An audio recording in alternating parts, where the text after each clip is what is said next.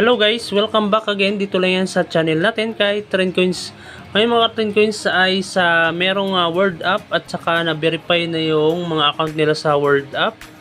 Ay kung na-claim nyo na yung Word Coin nyo dito sa Word App, ay kailangan nyo yan na may release sa Bolt. Kasi pag na-claim nyo siya ay mapupunta siya sa Bolt. Click nyo lang yung sa baba yung $sign. Tapos dito sa Word Coin, click natin yan. Tapos dito siya guys napunta. Dito siya napunta sa Bolt. Kailangan natin ma-release yan para mapunta siya sa available balance. Click lang natin yung Bolt. Tapos may makikita tayo dito na transfer in, transfer out. Click lang natin yung transfer out. Yung minimum, click nyo lang yan, nakamax naman eh. Yan, depende sa inyo kung ilan yung i-transfer out ninyo. Sa akin, i-move ko na siya, transfer out ko na siya sa max. Click ko lang yung max. Ayan. Tapos sa baba, confirm withdrawal. Makita nyo yung pin niya, 0.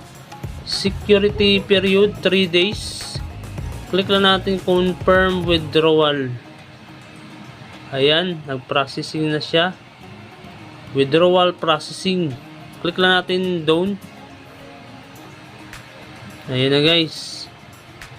Nakita nyo dito sa baba guys, meron siyang countdown. Bali 3 days pa yan bago mapunta sa dito sa main balance. Kung nakikita nyo dito, meron na siya, ay nakalock pa po yan. Kailangan matapos yung 3 days bago siya ma-unlock para mai-transfer natin sa Bitget. Meron akong video guys, panoorin nyo lang. Kung meron kayong mga balance sa WorldCoin, ay panoorin niyo yung mga nauna kong video, yung part 1, part 2 at saka part 3 na i-transfer natin papuntang GCash from Word App to Bitget to GCash. Ganon yung pag-transfer ko dito kasi nga libre lang yung pag-transfer. Ngayon sa baguhan pa lang at saka hindi pa nakasubscribe dito kay Trend Coins ay mag-subscribe na kayo. Click nyo lang yung subscribe tsaka click nyo lang yung bell para ma-update kayo sa mga bago kong video na i-upload.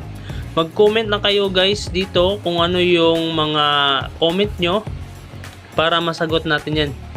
Ngayon, bakit nga ba na punta sa Bolt yung na-claim natin sa isang buwan? Ganito kasi yan guys, itong Bolt na to ay meron siyang tubo.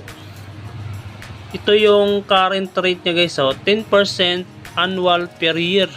Kung baga pag hindi nyo transfer out yung balance nyo dito, ay tutubo siya ng 10% annual per year. Ganon yung WorldCoin na to guys. Kaya yung token nyo dito ay tataas siya pag hindi nyo withdraw kasi naka-bolt naman siya. Tumataas siya ng 10%.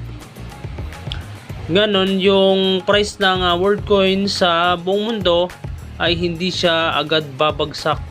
Kasi nga pag maraming nag-withdraw dito ay bababa yung price ng WorldCoin. Kaya ginawa nila ito ng Bolt para kung gusto nyong i-lock